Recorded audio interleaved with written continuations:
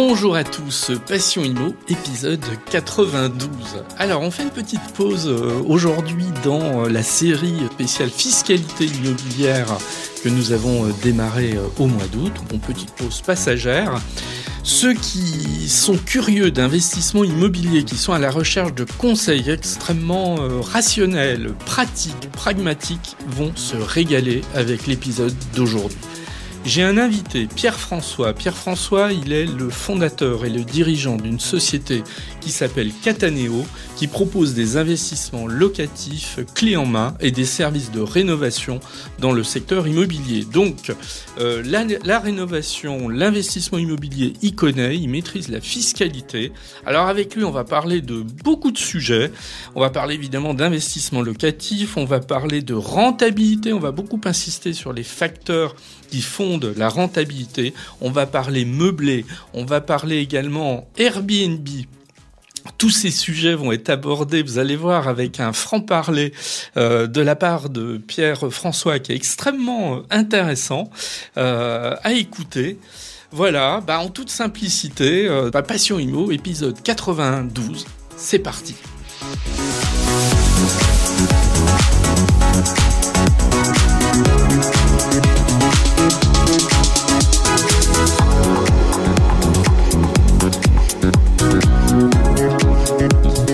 Aujourd'hui, j'ai donc le plaisir de recevoir Pierre-François, qui est le cofondateur de Cataneo. Alors Cataneo, qu'est-ce que c'est ? C'est un groupe immobilier qui a été créé en 2017. Pierre-François, qui c'est ? Alors, on va l'entendre assez longuement, mais pour dresser le tableau assez rapidement de qui est Pierre-François, il a 35 ans. À l'origine, il vient pas du secteur immobilier, mais quand même, il y a du bagage, il y a du lourd même, parce qu'il est titulaire d'un doctorat en stratégie d'entreprise. Il a commencé sa carrière dans des cabinets de conseil. Il est spécialisé donc en financement, en rentabilité, en fiscalité. Alors c'est ça qui est intéressant, c'est qu'en fait il va avoir une approche qui est une approche clairement horizontale et multiforme de toutes les problématiques liées à l'immobilier. Et c'est vrai qu'assez tôt, il a développé un intérêt personnel pour l'investissement immobilier, qu'il l'a pratiqué activement. Il a ensuite collaboré avec un ami architecte, donc ça aussi c'est intéressant sur le prisme, sur l'ouverture que ça lui a donné. Donc vous voyez, toutes ces choses, c'est assez complémentaire et ça va lui donner une expertise que moi je trouve assez originale et qui fait toute la richesse du personnage. Bon, si je peux appeler Pierre-François un personnage, je pense qu'il me le permettra. Alors, toute cette synergie, ça a donné naissance à Cataneo. C'est un groupe immobilier lyonnais qui est aujourd'hui structuré autour de 3 entités très complémentaires. Il y en a une première qui est dédiée à l'investissement locatif clé en main, pour accompagner les particuliers dans la constitution de leur patrimoine. La deuxième, Novelli, c'est une société de rénovation intégrée. Elle emploie une dizaine de collaborateurs, donc spécialisés dans différents corps de métier. Et puis, il y a Cataneo qui gère aussi une régie qui s'occupe actuellement de 700 lots sur la région Rhône-Alpes. Donc, on voit la complémentarité de tout ça. Et cette complémentarité, moi, je trouve qu'aujourd'hui, c'est la clé de l'efficacité et de l'expertise, très très clairement. Alors, on a un groupe qui, quand même, depuis sa création, a mené plus de 500 opérations immobilières sur 3 secteurs, principalement Lyon, Villeurbanne, le Beaujolais et Saint-Étienne.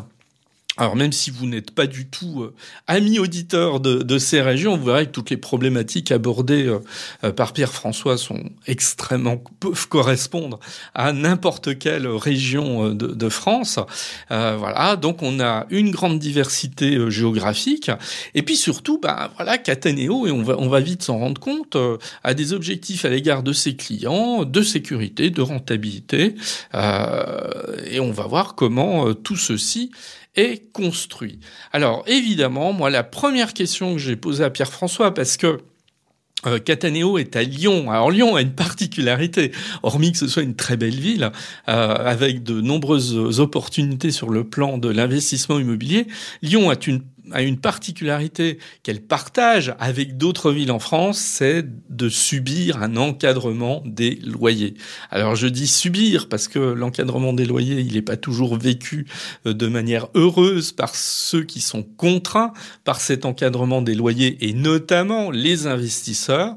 Alors moi, ma première question à Pierre-François, c'est est-ce qu'il faut pas fuir une ville qui subit l'encadrement des loyers quand on veut investir en immobilier?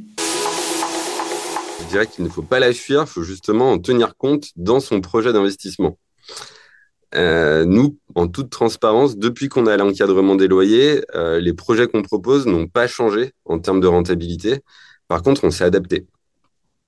Comment on s'est adapté? En fait, aujourd'hui, on utilise une astuce qui est tout à fait légale, qui est prévue dans la loi sur l'encadrement des loyers, qui est le complément de loyer. Ouais. Donc, on va proposer une prestation quasi hôtelière. Ouais. Alors attendez Pierre, je vous arrête. Ouais, Avant qu'on explique, parce que justement c'est à ça que je voulais en dire, comment on arrive finalement à pas à contourner, c'est pas un mot que j'aime, parce que contourner sous-entend qu'on piétine la loi. Et or, alors que c'est bien prévu dedans. tout à fait, l'idée est pas là, et je tiens à ce que les choses, voilà, soient dites de manière extrêmement claire. Est-ce qu'on pourrait expliquer, alors, de manière simple, hein, parce que ça peut être compliqué, qu'est-ce que c'est qu'un encadrement des loyers sur une ville comme Lyon? Puis après, on reviendra sur le fil, en fait. Donc, en fait, à Lyon, on va avoir un barème par zone, par année d'immeuble et par nombre de pièces qui va définir un prix au mètre carré sur lequel on peut louer un appartement selon qu'il soit nu, meublé. Et puis, on a aussi donc, un minimum et un maximum sur chacun de ces typologies. Donc, vraiment, il y a ces caractéristiques à prendre en compte. Le zonage, aujourd'hui, on a 5 zones à Lyon, Mhm. l'année de l'immeuble et le nombre de pièces. Mhm. Et nu meublé, qui va ensuite nous déterminer un prix au mètre carré. Ouais. Mais donc, on a un maximum. Voilà. On a. Exactement, qui va rentrer dans le cadre d'un encadrement des loyers. Donc, quand on sait qu'on a un 50 mètres carrés place Bellecour dans un immeuble des années 30, on sait quel est le loyer encadré qui doit être noté dans le bail. Bon, alors, pour rester encore là-dessus, quand on regarde cette nomenclature qu'on doit respecter, hein, a priori, est-ce qu'on tombe à la renverse? Est-ce qu'on se dit ceux qui ont fixé ces règles sont à côté de la plaque et bah ouais, ça va être quand même compliqué si on reste dans ce cadre-là de réaliser une rentabilité suffisante? Ou est-ce qu'on dit ah tiens, c'est peut-être pas si strict qu'on imaginait en termes de plafond? On parlera du complément de loyer après, hein. Si je raisonne exclusivement en termes de plafond, quelle observation je fais sur le marché aujourd'hui, sur ce que sont les loyers en règle générale? Alors, nous, donc, comme je le rappelle, hein, on est une régie, on a 700 lots, donc on connaît très bien Mm. les prix de location du marché. Sur les grandes surfaces, je dirais qu'on n'est pas si éloigné entre la réalité du marché et l'encadrement des loyers. En D'accord. revanche, sur les petites surfaces, aujourd'hui, effectivement, c'est une aberration parce que si je devais donner une moyenne, le Mm. prix au mètre carré pour un studio, on va dire tout zonage confondu, on est à environ 22 euros du mètre carré. 22 euros du mètre carré, pour 20 mètres carrés, ça veut dire qu'on a dans un studio de 20 mètres carrés, ça veut dire qu'on pourrait louer 440 euros Mm. en faisant le loyer encadré sur Lyon pour un studio. Ouais, ce qui est loin d'être le prix quand Alors on veut aujourd'hui louer qu'aujourd'hui, un studio. exactement, il y a Ouais, des études qui sortent, le prix médian d'un ouais, studio à Villeurbanne, je l'ai vu le mois dernier sur Ce Loger, c'était 575 euros. ouais, Donc, il y a ouais, un énorme décalage, c'est une ouais. aberration. Et donc, oui, ça a été très mal fait. D'ailleurs, comment on explique que selon la rue dans laquelle on est, si on est du côté gauche ou du côté droit de la rue, on va payer plus ou moins cher. Bon, si Mm. vous regardez le zonage, aujourd'hui on a 5 zones. Moi, je dis toujours, on a l'impression de regarder un tableau de Picasso parce qu'ils nous ont fait des zonages avec des couleurs, on ne s'y retrouve pas. C'est Mm. une usine à gaz, Mm. c'est de la complexification. Je vous donne mon ressenti, moi, en tant que dirigeant de régie. Ça nous a mis des bâtons dans les roues. C'est très compliqué à mettre en place dans les baux. On a tout un affichage obligatoire sur les annonces dont il faut tenir compte, dans les baux aussi. Et même les particuliers n'y comprennent rien. Et donc, ils viennent nous voir et nous confient leurs appartements parce qu'ils ne comprennent rien et qu'ils en ont peur. Donc, Mm, mm. finalement, pour nous, ça nous a même apporté un peu de business. D'accord. Bon, alors cela dit, et je dis ça, c'est plus pour me faire l'avocat du diable, hein, quelque part. C'est-à-dire, après tout, un encadrement des loyers, c'est fait pour limiter les loyers, et donc on comprend aussi que de la part des pouvoirs publics, l'idée est d'essayer de les limiter au maximum, en fait. Hein. Après tout, pourquoi pas? Pourquoi pas? Alors, moi, ce que je trouve bien dans le fond, c'est Mm, que cette mesure-là vise vraiment à lutter contre les marchands de sommeil. mm. C'est-à-dire que si aujourd'hui, notre logement, eh bien, il n'a rien d'exceptionnel, il est lambda, eh bien oui, on doit respecter ce loyer encadré. Et donc, forcément, ça va inciter aussi les propriétaires qui veulent chercher un petit peu plus de loyer à proposer des logements de qualité, à faire de la rénovation énergétique pour avoir des bons DPE. Pour intégrer le complément de loyer, voilà, il faut respecter un certain nombre d'éléments. Donc, ça va favoriser des logements qualitatifs. Et donc, pour Alors cela, c'est très bien. justement, ouais, alors je vous coupe, excusez-moi, mais on y arrive. Là, vous nous avez expliqué comment était, on va dire, la philosophie globale de cet encadrement des loyers. Et donc, on en arrive à cette notion de complément de loyer. Alors, c'est quoi le complément des loyers qui est prévu dans la loi? Comment il fonctionne, en fait, et qu'est-ce qui vous permet ensuite de faire quand vous fixez le loyer d'un de de vos investisseurs, par exemple. Alors, j'ai pas la définition exacte du texte de loi en tête, mais il y a une sémantique qui est, par exemple, que nous pouvons rajouter un complément de loyer quand l'appartement présente des éléments de confort additionnels supérieurs à la moyenne des autres logements similaires. Des particularités, en fait. Exactement. Ah, Bah, par voilà. exemple, Ouais. ça peut être un balcon, une vue ou des équipements qui sortent de l'ordinaire par rapport aux logements similaires du même secteur, du même immeuble. C'est ça, ouais. Donc, pour cela, nous, on va utiliser le complément de loyer en intégrant dans les logements des équipements quasi hôteliers. Le locataire ne vient qu'avec sa valise. Et donc, évidemment, on sort des standards. On va bien au-delà de la liste obligatoire des équipements d'un meublé qui se limite à la literie, à la cuisine et au ménage. Nous, on va rajouter, par exemple, de la décoration, un lave-linge, un lave-vaisselle, etc., etc. Le locataire, comme je disais, ne vient qu'avec sa valise. C'est quasiment de l'hôtelier. Donc, le Mm. locataire est content parce qu'il n'a pas de déménagement à faire. Il est même prêt à louer plus cher pour avoir ses équipements et venir seulement avec sa valise. C'est comme si on achetait une voiture, c'est normal de payer sa voiture plus cher quand il y a des options, un toit ouvrant, etc. C'est du gagnant-gagnant. Ouais. Pour appliquer ce complément, on ne doit pas être sur un diagnostic de performance énergétique considéré comme une passoire énergétique. Donc, on ne peut pas l'appliquer si on est sur du F ou du G. Mhm. On ne doit pas avoir de vis-à-vis inférieur à 10 mètres. Et donc, comme je le disais, ça va être seulement sur des logements qualitatifs qu'on va pouvoir utiliser ça. Moi, je voulais aussi revenir sur le fond de cette réforme sur l'encadrement des loyers, qui a en fait pour moi vraiment un objectif noble, où on souhaite faciliter l'accès au logement. Et ça, évidemment, c'est très très bien, et nous, on est partisans de cela. Sauf que pour nous, en tant que professionnels du secteur, on pense que le vrai sujet, c'est le déséquilibre entre l'offre et la demande. Et en fait, là, on réprimande l'offre, mais on facilite pas la demande. Si on agrandissait le parc de logements disponibles, on facilitait les divisions, les permis de construire, la création de nouveaux immeubles, eh bien forcément on aurait plus de demandes et donc mécaniquement l'offre serait eh bien moins tendue et donc les prix auraient plutôt vocation à diminuer. Et donc Ouais. je pense qu'en fait on pourrait avoir un résultat plus direct si on agissait plus sur l'offre Ouais. que si on réprimandait la manière dont Ouais, ouais. Alors Pierre, je suis d'accord avec vous, mais il y a un truc. Vous allez me dire ce que vous en pensez, hein, parce que c'est voilà, c'est une discussion. Moi qui suis bien plus vieux que vous, le fait, enfin, ouais, c'est vrai, qui suis bien plus vieux que vous, cette histoire qu'il faut développer l'offre. Bah, en gros, ça fait 40 ans que j'entends ça, quoi.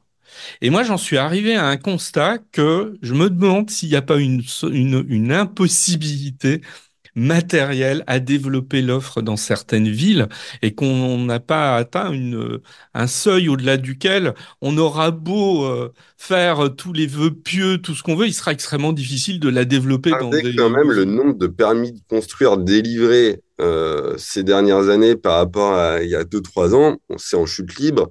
Ouais. Il y a un problème structurel aujourd'hui avec l'immobilier neuf. Ah, on est Donc, d'accord. il Ouais. y a plus de création de nouveaux logements et donc il y a un vrai décalage.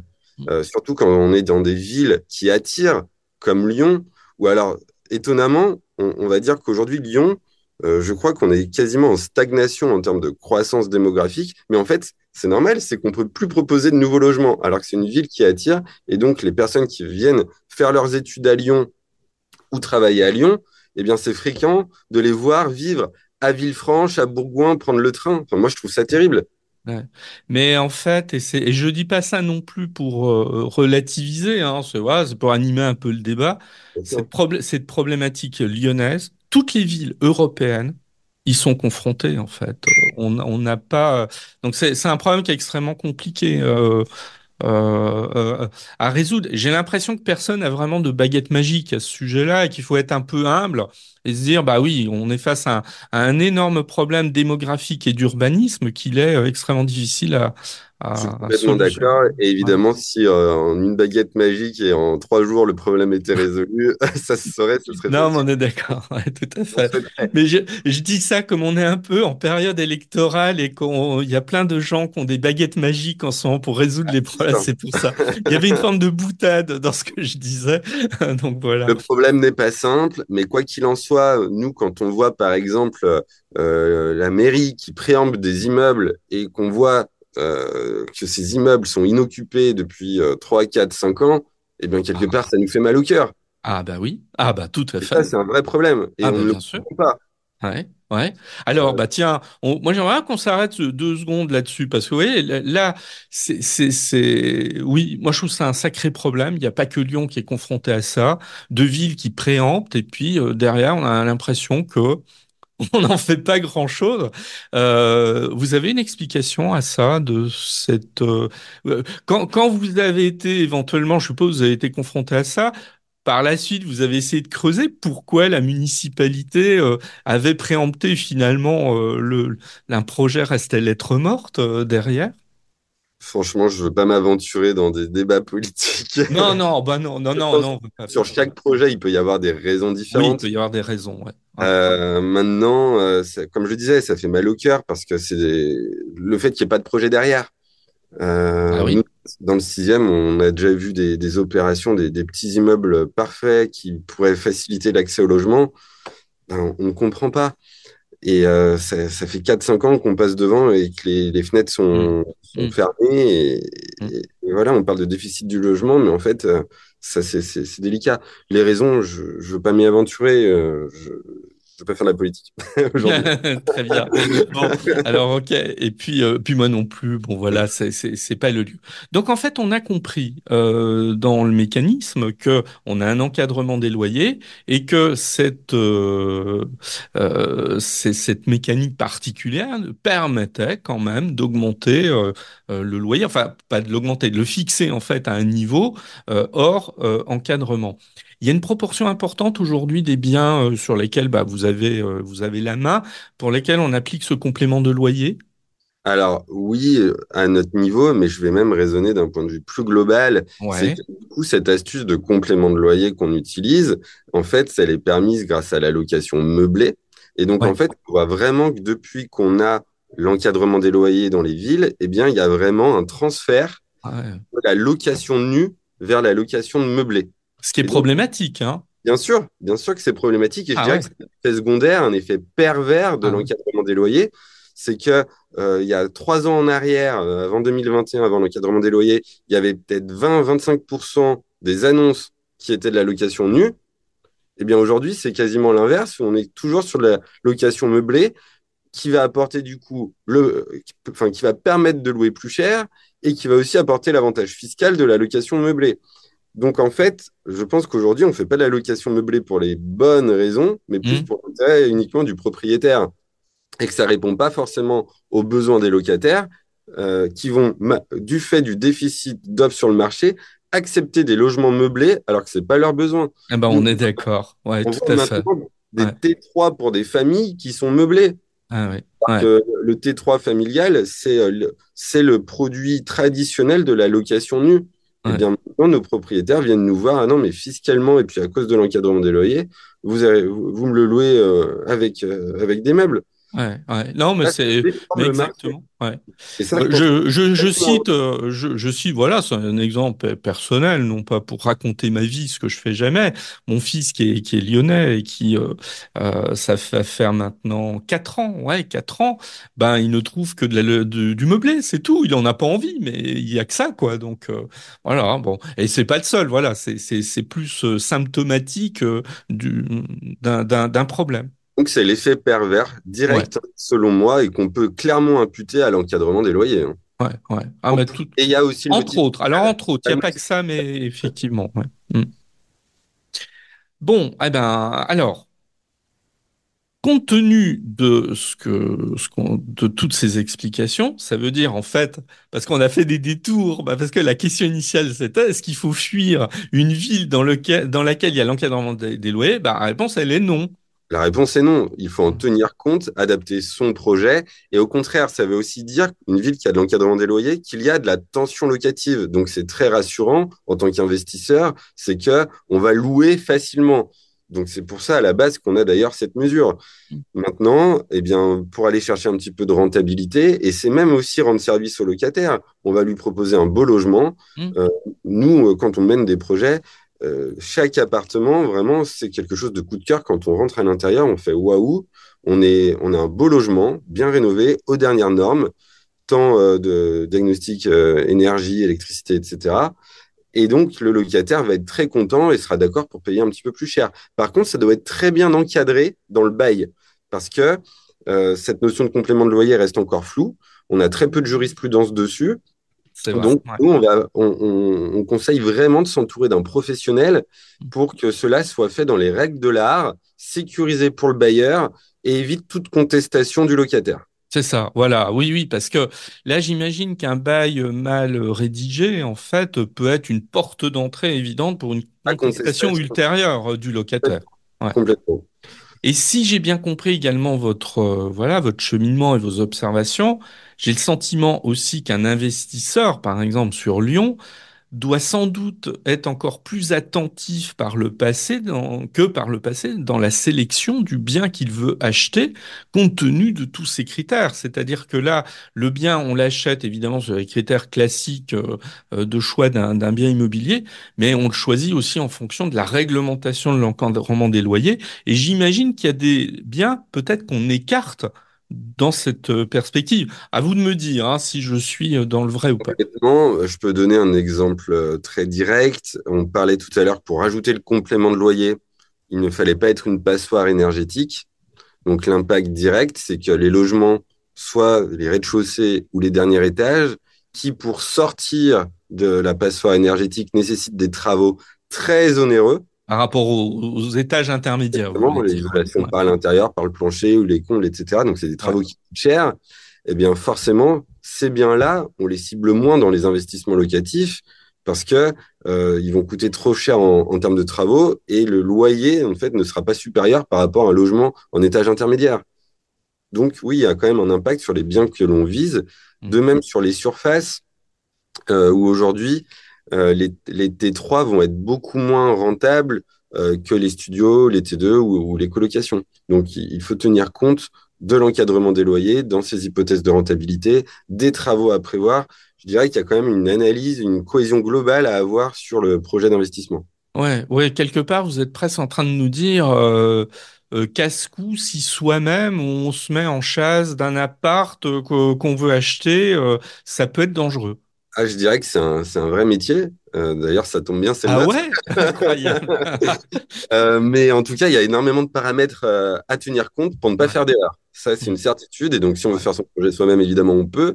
Mais attention, c'est un parcours semé d'embûches. On parle de l'encadrement des loyers, mais il y a la maîtrise des travaux, le montage fiscal, les hypothèses financières, trouver la bonne opération, la qualité de l'immeuble. bien rédiger son bail, faire son bon état des lieux, etc. C'est un vrai métier d'investir qui nécessite beaucoup de temps, d'énergie et de compétences. On est bien d'accord. Alors, moi, je vais rebondir sur un truc. On a parlé du meublé.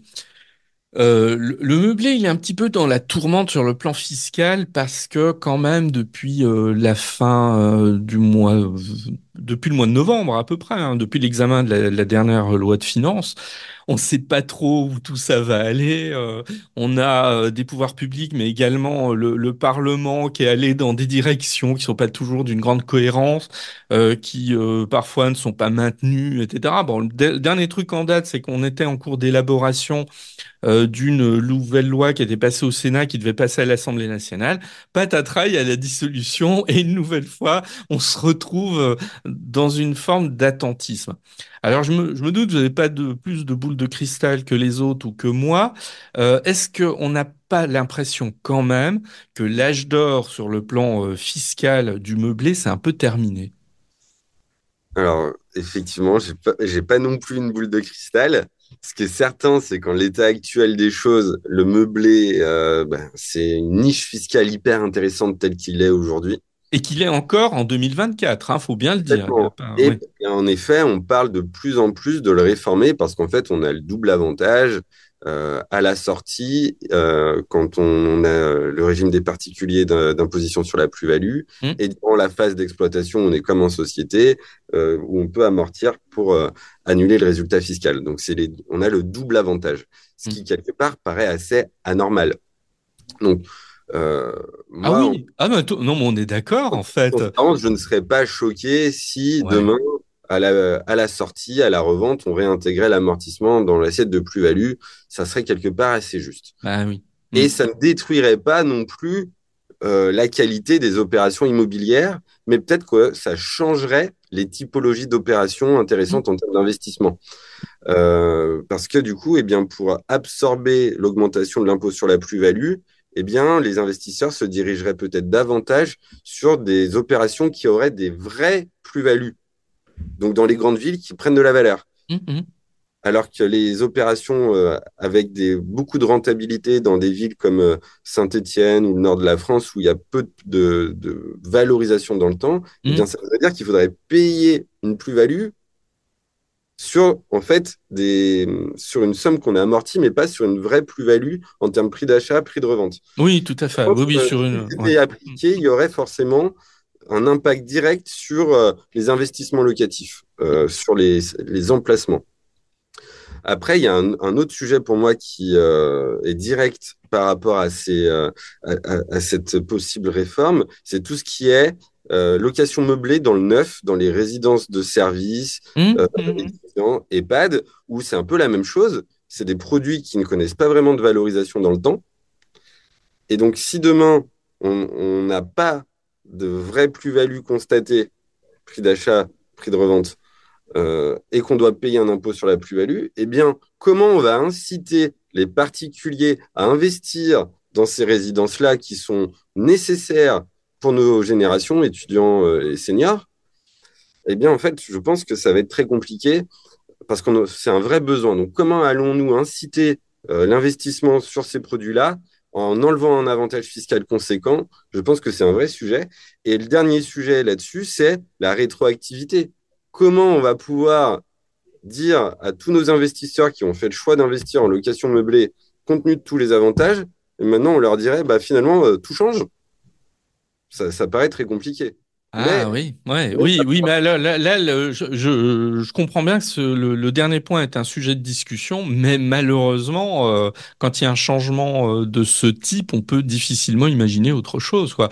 Je fais juste cette incursion, on parle enfin, en fonction de ce que serait la nouvelle majorité élue de l'actuelle dissolution, on parle d'une réforme assez importante des pas des plus-values, de l'impôt sur sur la fortune immobilière qui retrouverait en fait une forme de d'ISF, ancienne formule, bah oui, mais s'il change, bah il changera indépendamment en fait des investissements, des stratégies qui auraient Complètement. été réalisées ces dernières années. Donc ça, Après, malheureusement, comment on peut justifier aujourd'hui que du fait qu'on rajoute trois meubles, eh bien tout le régime fiscal va changer? Pourquoi on est revenu foncier ou BIC? Il y a un vrai sujet. Quelque part, une harmonisation pourrait être pertinente. oui, ouais, Euh, oui, c'est une direction, hein, il y a ouais, des ouais, pays qui le font déjà, hein, tout à évidemment. fait, ouais, ouais. Donc, il y a un sujet sur la fiscalité immobilière. Maintenant, moi, j'ai vraiment une vision à long terme. Je Hmm. pense qu'en fait, quoi qu'il en soit, peu importe le régime fiscal, ça vaudra toujours le coup d'investir, faire du levier bancaire, capitaliser. Et puis la fiscalité, durant les 10, 15, 20 ans de durée de détention du bien, on se doute bien que les politiques vont changer. Donc, Ben si on attend voilà, mais une oui, vision oui. parfaite, on ne fait Ouais. jamais rien. Ouais, mais c'est ça. Ouais. En fait, il faut rester pragmatique quand même et ne pas s'imaginer que la réglementation et la fiscalité va rester figée sur les 20 ans qui viennent, quoi. Voilà. Complètement. D'ailleurs, on a des exemples de turbulences réglementaires dont on a parlé, l'encadrement des loyers, la loi climat avec les passoires énergétiques. Forcément, ça impacte les investissements. Maintenant, il faut se dire, je fais mon investissement dans l'optimal de ce que je peux faire, j'achète bien, je fais les bons travaux, je loue bien, et puis tout l'environnement réglementaire, on s'adapte. Mais Mm. si on attend que ce soit parfait et qu'on ait des certitudes pendant les 15-20 ans de détention, en fait, on ne fera jamais rien dans l'immobilier. Ah non, mais complètement. C'est la prise de Et risque. tout à fait. Et je trouve que à ce niveau-là, parfois, il y a une sorte de pas d'inconscience, mais en tout cas les particuliers qui parfois veulent investir se font des idées fantasmes quand même à ce sujet-là. Bah ouais, mais c'est bien de ramener aux réalités. D'où l'intérêt de faire appel à des professionnels qui leur expliquent un petit peu comment les choses fonctionnent et que c'est plus Complètement. compliqué qu'ils l'imaginent aussi. D'autant plus que on le sait dans l'immobilier, là, c'est quand même un produit, le marché refuge. En fait, les loyers ne baissent jamais. Au pire, ils stagnent. Et donc, quel est le risque? En plus, dernièrement, on a eu des exemples très concrets où on pouvait s'attendre à des crises avec le Covid, la guerre en Ukraine, le conflit israélo-palestinien. Malgré tout ça, nos loyers stagnent ou augmentent. Donc, quand on fait un investissement locatif, finalement, on peut être rassuré parce que son projet ne peut, entre guillemets, que s'améliorer en termes de loyer. Et puis après, évidemment, on a le risque réglementaire, fiscal, mais ça sera toujours mieux d'investir que de ne rien faire. Non, mais exactement. Il y a que les vendeurs d'apocalypse, en fait, qui sont tous les 4 matins en train de nous annoncer des crashs immobiliers, qui gagnent leur beurre là-dessus. Voilà. Mais en fait, les crashs, ils n'arrivent quasiment jamais, extrêmement rarement. En tout cas, pas dans nos pays européens, qui sont relativement à l'écart de tout ça.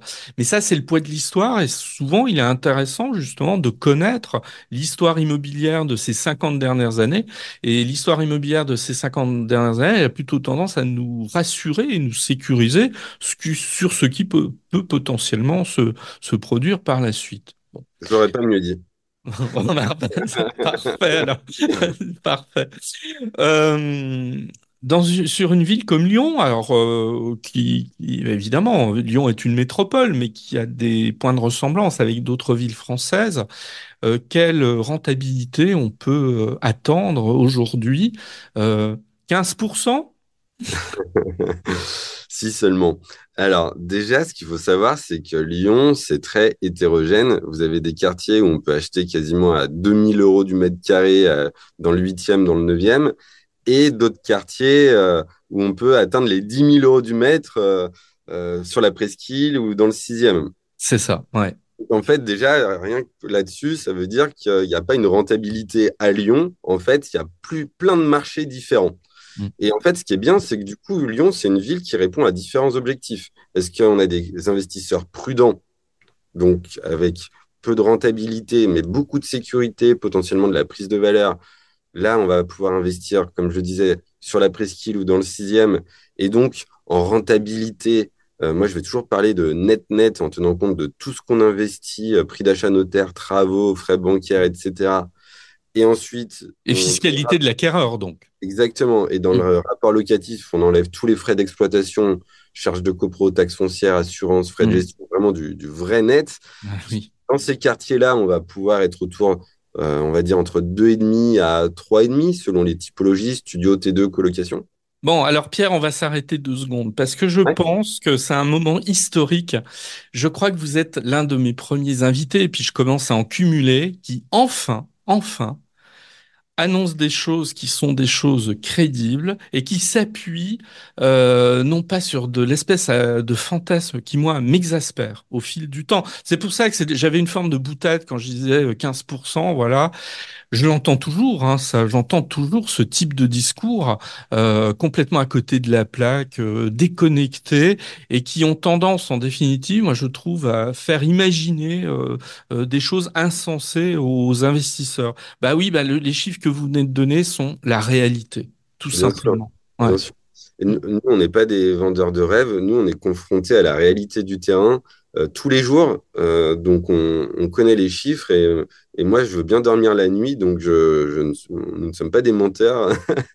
Et par contre, on peut quand même dire que dans les quartiers un peu plus populaires, un peu plus à risque, dans le 8e, à Villeurbanne, on peut, si on a des modes d'exploitation comme de la colocation, de la location courte durée, on peut quand même aller chercher des rentabilités intéressantes avec un bon niveau de sécurité locative où on va être au-dessus des 5%, ce Voilà. qui est très très bien, Mm. et surtout avec le levier bancaire, et surtout en face de la sécurité locative qu'on va avoir, parce que Lyon, c'est une des villes les plus tendues de France, on loue très facilement, et en plus, on a des perspectives de prise de valeur. Moi-même, à titre personnel, je réalise beaucoup de projets dans cette typologie-là, des colocations de 4 chambres à Villeurbanne, à côté de l'Adoua, tout compris autour des 300 000 euros. On va les louer vraiment très facilement et on aura une belle rentabilité au-delà de 5%, des perspectives de prise de valeur. Et donc, je trouve que c'est un investissement avec un parfait équilibre, rentabilité, sécurité, prise de valeur. Et je trouve que c'est un très bon produit d'investissement, tout simplement. Oui. Et Pierre, précisons, hein, bah, évidemment, vous l'avez dit à chaque fois, vous parlez de rentabilité nette, hein, donc tout est payé pour l'investisseur, il a payé son impôt, etc. C'est ce qui lui reste. Et quand on commence à comparer cette rentabilité net avec d'autres produits d'investissement aujourd'hui sur le marché, bah on se rend compte qu'en définitive, bah, l'immobilier se situe, c'est pas le pire investissement, c'est pas le meilleur, hein, c'est une évidence. Bon, mais, il a des caractéristiques qui font que quand même, il est plutôt très intéressant. Dans la mesure où c'est 5% tenant compte du levier bancaire, Oui. ça, pour moi, c'est vraiment important. De toute façon, dans l'investissement, je trouve que c'est judicieux de toujours diversifier, faire de l'immobilier, du financier, etc. Mais quand on a une capacité d'emprunt, qu'on peut activer le levier bancaire, l'immobilier, c'est magique parce qu'on va avoir une rentabilité sur l'argent qu'on n'a pas, sur l'argent qu'on nous prête. Donc, c'est ça la force de l'immobilier. Et moi, j'incite toutes les personnes qui ont déjà acheté leur résidence principale, qui savent qu'ils ne déménageront pas demain et qui ont de la capacité d'emprunt pour préparer votre avenir, investissez dans l'immobilier, faites du levier bancaire, c'est hyper intéressant. Et avec réalisme, parce que moi je considère que les professionnels, ils ont, bien sûr, ils apportent comment dire, un accompagnement, mais pas que. Ils sont là aussi pour expliquer, pour avoir une pédagogie, etc.